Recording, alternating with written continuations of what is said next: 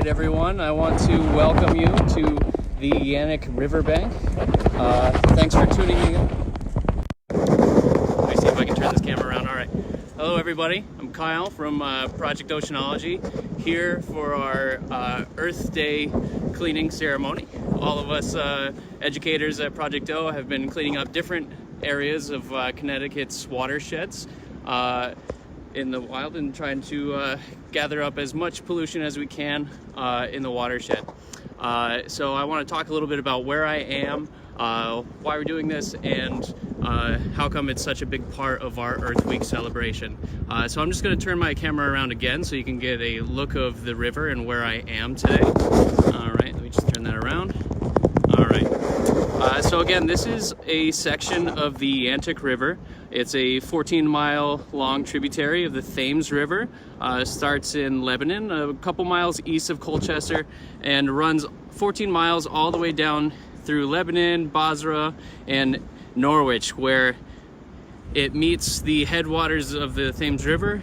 It joins the Shetucket and forms that river in the marina down that way. So up here we have the falls at Indian Leap. They're around that bend there, and this is a very historically important site. The Mohegan tribe had a village down in this ravine back in the day, and they used it for many agricultural purposes. They actually grew corn and beans and squash right on these riverbanks, and they also caught clams, eels, and other species of anadromous and freshwater and marine fish. Now, the Yantic River has had some troubles recently, in recent decades. It was actually, up until the late 90s, considered one of the most polluted rivers east of the Mississippi. And it wasn't until certain improvements to wastewater treatment facilities of tributaries and towns other than Norwich, and this pipeline that I'm showing you actually is one of those, diverting water instead of running directly into the Yantic. It actually brings it over onto Hollyhock Island, which is right here, and that's where the Norwich wastewater treatment facility is. Okay, so diverting some water that way helps to eliminate a little bit of the pollution that the river saw. And I'm going to talk a little bit about the different kinds of pollution that we can find. So before you tuned in, I was kind of walking around on here collecting some litter. You see one of my trash buckets over there. But as you can see, this is a pretty well-maintained area of Norwich. This is the Heritage Trail. So it's kind of like a city park where people can come and walk their dogs, and it's a nice area to be outside. So a lot of it is pretty well cleaned up. However, once you get from that upper trail down to the river itself, you can start to find a lot of litter that goes unnoticed. So I can just show you what I got so far. So a lot of it was glass, broken ceramics, some soft drinks, things like that. But I also found a soccer ball that had floated down river and washed up onto the banks. Luckily, I'm wearing gloves for this because somebody also decided to clean up after their pet but didn't throw it away because they didn't want to carry it. So a little dog litter as well. And that's all just along the banks here. So some of it can go unnoticed.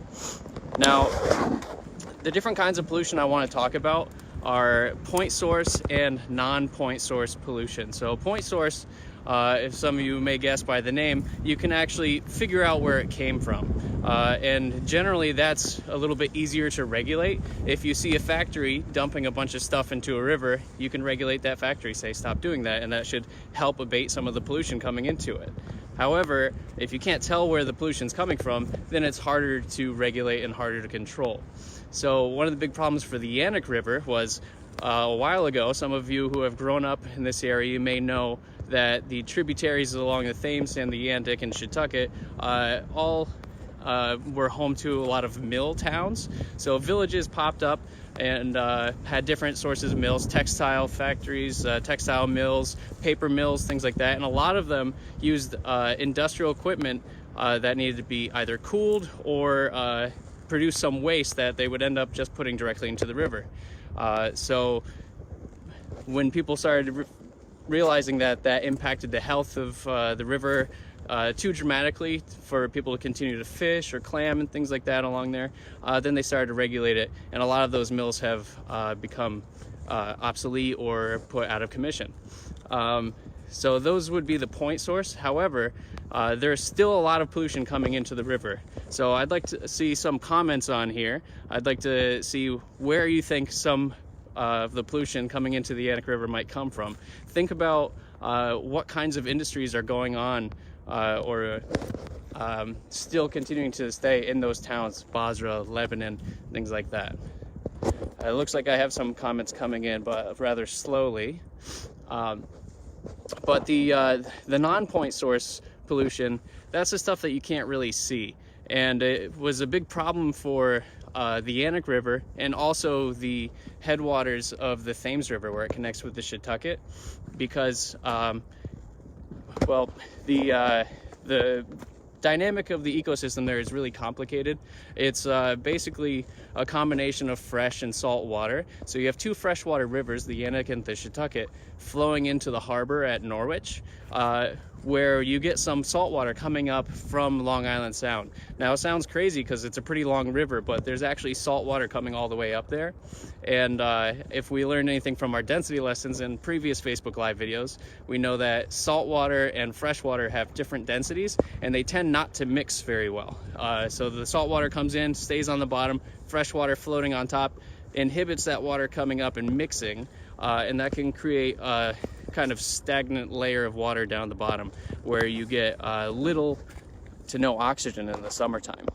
So I'm seeing Debbie saying nutrient runoff from farms and from parts of the state, and that's exactly a good example of non-point source pollution. So think about all of the little brooks and streams that run along farms in those towns. Basra has a heavy farming population. There's lots of chicken farms and goat farms and things like that. And a lot of those farmers, they like to make their land more productive. So they'll add nutrients to the soil in the form of fertilizer, sometimes synthetic fertilizer. And when it rains, all that excess fertilizer, if it's not already taken up by producers in the, or by the soil, it's going to end up washing down with the water to wherever that water leads. It may run into a brook that runs into the Yantic, that ends up into the Thames, then goes down to Long Island Sound and eventually the ocean, or it could end up in a storm drain. And storm drains will also lead down to wastewater treatment plants where the effluent actually goes into the harbor. On low tide days, you can actually go into Norwich Harbor and see the output from the wastewater treatment facility upwelling into the harbor directly. Now, nutrients are great for plants. You know, they need those producers like terrestrial plants and marine algae need those nutrients in order to photosynthesize.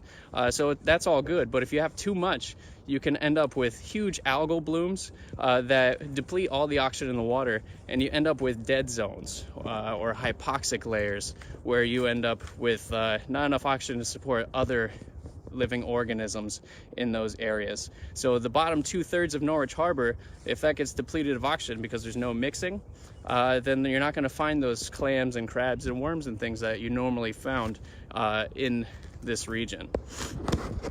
So I did want to, oh, I just found some more trash actually. Little bottle cap here, let me pick that up.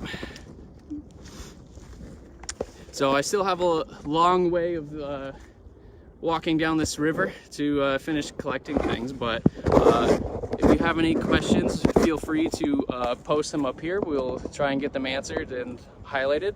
Also, if you're helping us out with this Earth Day cleanup project, feel free to share with us any of your progress. We're using the CleanSwell app, so you can log your participation on there. You can take a screenshot and send us your results at Project O Cleanup, and we'll get you a shout out on social media. We'd love to see how many areas are taking action in cleaning up for Earth Day, and we like to see exactly how much we're getting done. All right. So stay tuned. All week we have some Earth Day content. We're celebrating the 50th anniversary, so happy Earth Day.